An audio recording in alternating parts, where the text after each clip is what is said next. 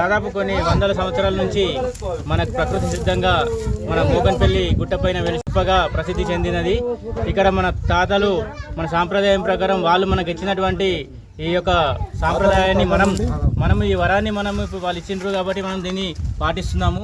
అలాగే భావితరాలు కూడా ఇదే పద్ధతిని అనుసరిస్తూ ప్రతి సీజన్లో మన తొలకరి వర్షం పడ్డ తర్వాత మనం మొట్టమొదటిసారిగా లక్ష్మీ నరసింహస్వామికి పప్పు బెల్లం పంచిన తర్వాత తిరిగి వెళ్ళేటప్పుడు కొంచెమన్నా వర్షం పడుతుంది.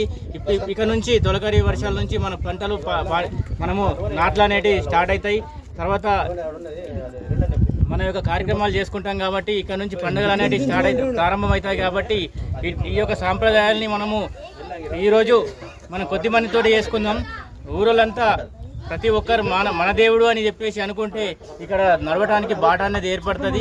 ప్రతి ఒక్కరు ఇక్కడ మొక్కులు చెల్లించుకుంటే వరాలు ఇచ్చేటువంటి దేవుడు ఇక్కడనే మనం ఉంచుకుందాం. కాబట్టి ఈ యొక్క భగవంతుని సన్నిధానానికి వచ్చి మనం ఏదైనా కావాలనుకుంటే తప్పకుండా నెరవేరుతుంది. కాబట్టి గ్రామస్తులంతా ఇటువంటి పుణ్యక్షేత్రాన్ని కాపాడుకోవాలా, ఇక్కడికి రావడానికి ప్రయత్నం చేయాలని అందరికీ విన్నవిస్తున్నాము.